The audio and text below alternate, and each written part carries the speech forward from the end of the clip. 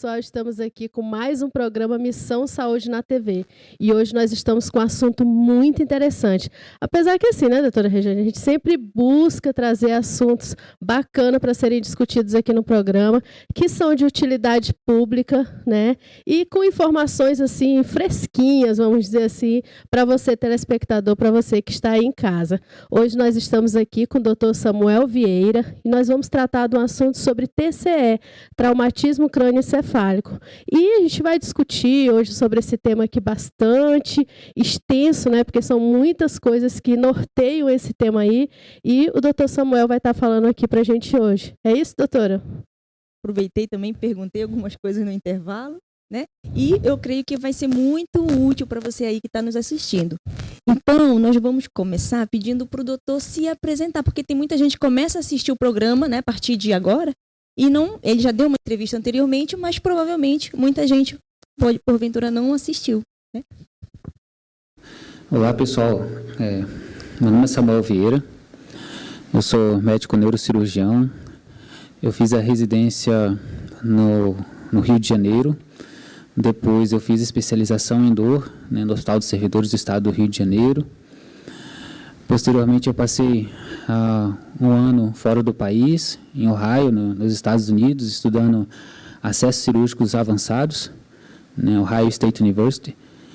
E posteriormente eu voltei para São Paulo, onde eu estudei a neurocirurgia funcional, que é a neurocirurgia que trata distúrbios de movimento, como Parkinson, distonia, dor crônica, epilepsia.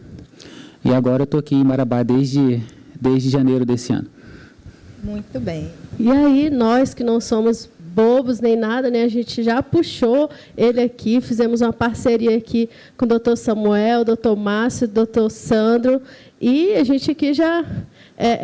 todo mês a gente está trazendo aí um assunto voltado para essa parte da neurocirurgia, neurologia, para estar discutindo, para estar abordando. Então, de antemão, no final a gente faz agradecimentos, mas fazer agora no início logo, agradecer ao doutor Samuel por sempre estar aqui conosco, aceitando esse desafio que não é fácil, gente, tirar um tempinho lá da agenda, parar um pouquinho para poder estar aqui. Mas, muito obrigada, doutor Samuel.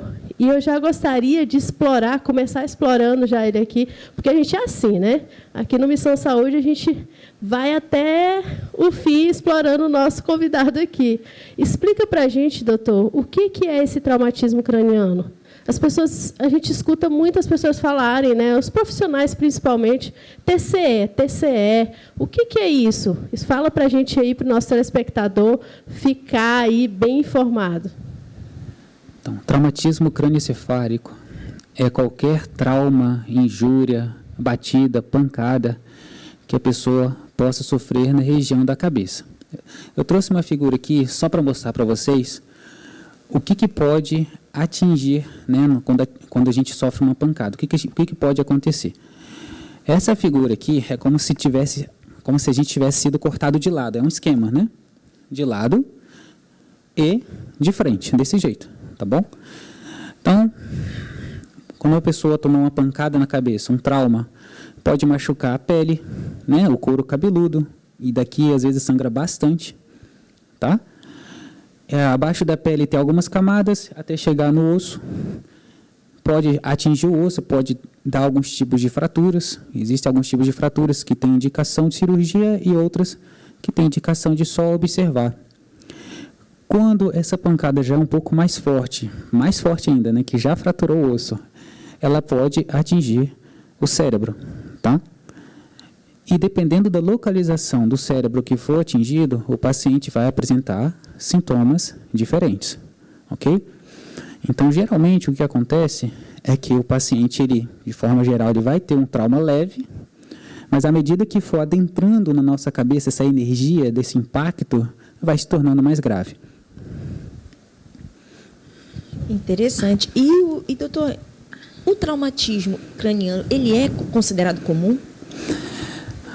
Bem, a Organização Mundial da Saúde, ela estima que cerca de 6 milhões de pessoas morram por ano, né, em todo o mundo, tá? E mais de 90% dos casos, infelizmente, ficam com os países subdesenvolvidos. No Brasil, os dados eles são controversos, tá? Existem alguns estudos, né, de epidemiologia que sugerem que existam cerca de 150 mil mortes no Brasil por ano de pessoas que sofreram traumatismo craniano. Tá? Um outro dado interessante é que em mais de 75% dos casos são os homens que sofrem esse traumatismo. E desses 75% dos casos, 20%, em mais ou menos 20%, são pessoas jovens de 20 a 29 anos. Não, é interessante, assim, quando o senhor começou a falar, eu já fiquei pensando aqui, principalmente nos jovens mesmo, né? Acidente de trânsito, né, doutor? Eu acredito que seja uma das maiores causas relacionadas ao TCE, seria essa? Ou tem outra relacionada ao TCE em si? Sim. Dentre as causas do TCE, você tem toda a razão. Os acidentes automobilísticos, né, envolvendo carro, moto, eles correspondem a mais de 50% dos casos, cerca de 50% dos casos. Tá? As quedas correspondem a cerca de 30% dos casos. E as agressões envolvendo arma de fogo, com arma branca ou qualquer outra situação, eles correspondem a 20% dos casos. Então, realmente eu trabalho no hospital público e infelizmente eu vejo muitos jovens que insistem, né, em andar de moto sem capacete, e esses predominam. Tá? É muito doente novo que sofre com traumatismo crânioencefálico, e se ele tivesse usado o capacete, o desfecho seria outro. Então, acho que eu acho que esse programa é muito importante, porque através dele a gente consegue, pelo menos, conversar com a população. Olha, né, tome medidas preventivas, no caso do trânsito, no caso do motociclista, use o capacete, faz toda a diferença. Não, eu acho, eu sempre participava, a gente sempre falava assim, muito a respeito das campanhas, né, que são realizadas. E, assim, gente, usem um capacete, não deixe de usar esse adereço, né, vamos dizer assim, esse objeto aí, porque ele vai fazer uma grande diferença no caso de um impacto, né? Porque às vezes as pessoas pensam assim: ah, não, eu só vou bem aqui. Eu só vou bem aqui na esquina, eu só vou bem aqui. Mas é nesse bem aqui que pode acontecer, né, doutor? Quando você vai ouvir relatos, é muito isso. Né? Eu só ia comprar alguma coisa aqui na esquina e aconteceu. Né? Mas é justamente aí que você está sem capacete, cai, né? E aí o que vai ser de impacto? É na cabeça mesmo, né? Então, aí é bem complicado. Então, usem o capacete, não deixem de usar, porque você pode aí estar, vamos dizer assim, prevenindo, né, uma situação, no caso do TCE. E, doutor, você falou agora sobre as causas, né, dos acidentes, dos traumatismo crânioencefálico. E quais seriam os mecanismos envolvidos nesse traumatismo?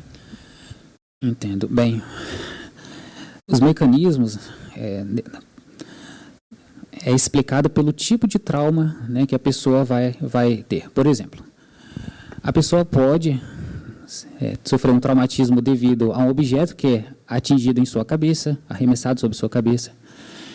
E é interessante a gente entender o mecanismo, porque a partir daí já começa a se fazer o diagnóstico do que aconteceu com essa pessoa. Por exemplo, nesse caso, o que pode ter acontecido? O paciente pode ter uma lesão local, né, uma lesão local envolvendo o cérebro, ou um hematoma, por exemplo, dentro do crânio. Tá? Um outro mecanismo, por exemplo, é quando a pessoa se choca contra um objeto.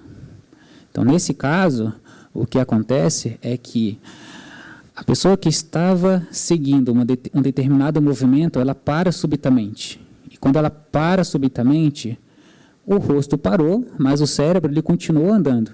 Vamos dizer assim, ele continuou se movimentando. Então, o que pode acontecer com isso? Podem haver veias ou artérias dentro do cérebro que elas podem se romper. Isso pode desencadear um hematoma. Esse cérebro que ele voltou, só que quando ele voltou, ele bateu no osso da parte de trás da cabeça. Então, ele pode machucar também na parte de trás da cabeça, chamado mecanismo de contragolpe. Tá? Também existe alguns mecanismos de trauma em que há uma rotação, uma ligeira rotação do cérebro. Isso é importante entender, às vezes, porque esse mecanismo de rotação ele pode causar ainda outras lesões, que é uma lesão muito grave, porém bastante comum em pessoas que se acidentam, né, que é a lesão axonal difusa. Tá? Isso envolve mecanismos de ruptura, de rompimento de fibras do cérebro. Então, à medida que a gente vai entendendo esses mecanismos, a gente vai entendendo a gravidade do quadro.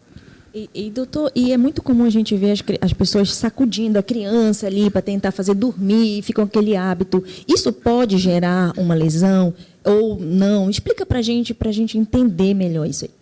Isso é um grande erro. Não se sacode criança para acalmar. Isso não se faz.